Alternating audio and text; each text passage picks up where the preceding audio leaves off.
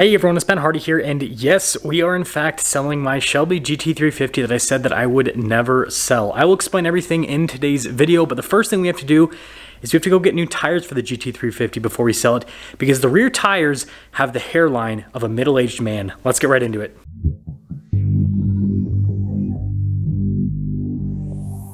Now I will say, driving a Mustang with middle-aged man rear tires when it's 36 degrees outside, probably not my smartest decision, but you gotta do what you gotta do.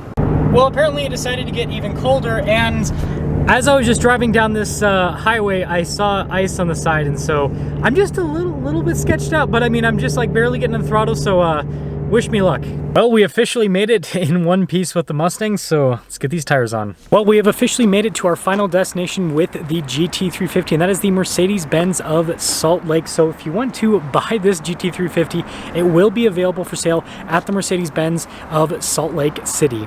And I feel like I picked the perfect part of the lot for this transition. That's because we've got some G-Wagons here on this lot. And the camera just freaked out there. But yes, I finally officially ordered a G-Wagon. I won't tell you guys the exact spec on it, but it's going to be pretty cool. It's going to have some off-roader stuff, kind of like the 4x4 squared, but it's definitely not a 4x4 squared because I can't afford the down payment on the down payment on the down payment of a 4x4 squared. It's just a bit out of the budget. So it's a lot more base compared to a 4x4 squared. But I think you guys are really going to like it. I know a lot of people are going to be upset about the Mustang going, but you guys will be a lot more upset when you realize that I'm not only selling the Mustang, but I'm also selling the Wrangler 392. And so yeah, we're selling a lot of things so that I can buy one of these things that has a little star in the front. Let me tell you, that starts, it's worth quite a bit. And so this is where we dive into why I am selling these two cars, the Mustang and the Jeep, for a G-Wagon. And that's because I love it. If you guys follow the channel, you know that every single time I review one, I feel like I have to go home with one. And it's not because of the normal, like, I guess, G-Wagon person things. I don't care that it's a status symbol. A G-Wagon could be a car that nobody cares about. It could be like a $20,000 car, and I would still want one because of how it drives. I absolutely love the driving experience with that car. In my opinion, for like what I like, it has the best driving experience because it feels like a tank, it has a V8, and it's also luxurious. And I think I'm getting old because I care about luxury more than literally cool stuff like a manual transmission and a flat plane crank V8 that revs to over 8,000 RPMs. I've had a ton of fun with the GT350. I know I said that I would keep it forever, and I've said this with other cars as well, and I kind of keep going back on that. I know I'm a bad person for doing that, kind of, but I feel like I'm just kind of moving on from stuff. I feel like I've experienced what I wanted to as a kid with owning the coolest Mustangs ever. I owned this GT350, I owned another GT350, and I've owned a GT500. And for me, it's frankly just time to move on. And if you are still watching, welcome to this awkward transition because I did not finish filming for the video the other day. Basically what happened is we did a bunch of stuff after dropping off the Mustang, got way too busy, and so yeah, filming just completely stopped. And so now we're going to, I guess, sum things up here in the backyard.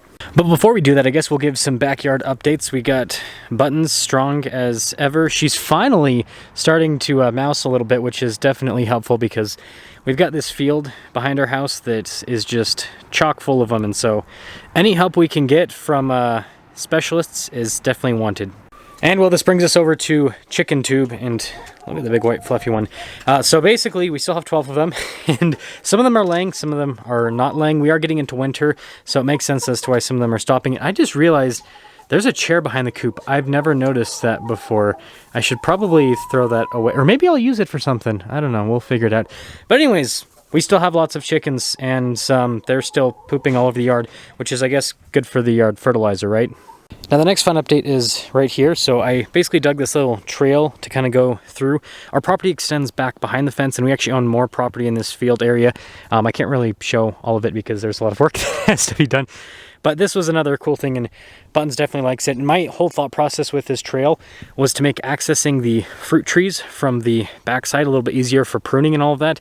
And then also cat access so that they can get to this field area and clear out the mice a little bit easier. And then another big update is I have cut down a lot of trees that were either very poorly placed in terms of where they decided to plant themselves, or because they were dying.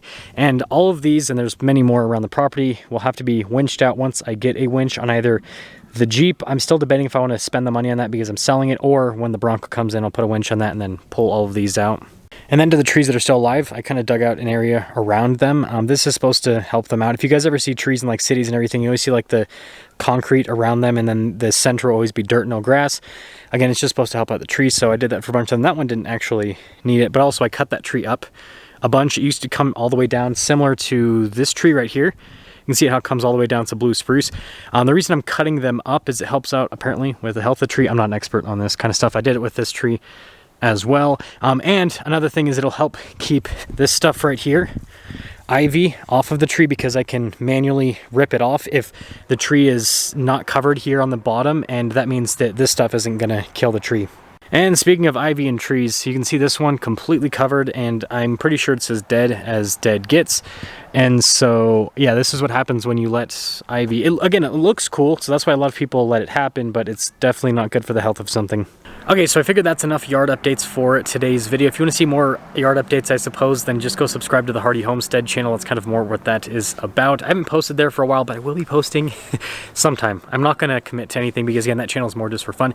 But anyways, yes, I am officially selling the GT350, and I have literally sold, at this point, I'm going to be selling every single cool car that I have owned the last year. I sold the GT500 and the Raptor earlier this year. Now we're selling the 350 and the Wrangler. And so, yeah, I know a lot of you are going to be upset, but honestly, for me, as someone who reviews cars for a living and who, like, cars basically is, again, that's like everything that I do, it's a huge relief not to have 5 cars, first off, like I had at the beginning of the year. That was just way too much. And it's not too much from a financial perspective because every single car was paid off. It was more so from like a parking perspective. It was like constantly playing car Tetris, and then also like worrying about maintenance on the cars, because again, you have all these cars, it's like you constantly have to maintain them. There's just so much that goes to it. I think that once you get above 3 cars, it almost becomes like a part-time job just keeping everything up with the cars, and that's not a part-time job that I personally want to partake in. So that's why we're kind of downsizing. And, you know, to be truthful on the financial side of things, this will actually be a really good move because the GT350 doesn't really give me that good of a tax write-off. The Wrangler is a great tax write-off because it has a gross vehicle weight rating over 6,000 pounds. The G-Wagon, though, is a lot more expensive than both of those cars, and so it's going to be a much better tax write-off. So there is that financial part of it that is going to be beneficial to me because I'm going to get a bigger tax write-off compared to what I currently have. So let me know what you guys think about this whole situation, and if you're interested in the GT350, it's available for sale at the Mercedes-Benz of Salt Lake. The Wrangler, if you're interested in it, you can let me know, but again, it's not available for sale quite yet. I have to wait for either the Bronco or the G-Wagon to be closer to coming in before I get rid of the Wrangler, because if I get rid of it now, I literally won't have anything to drive. I'll see ya.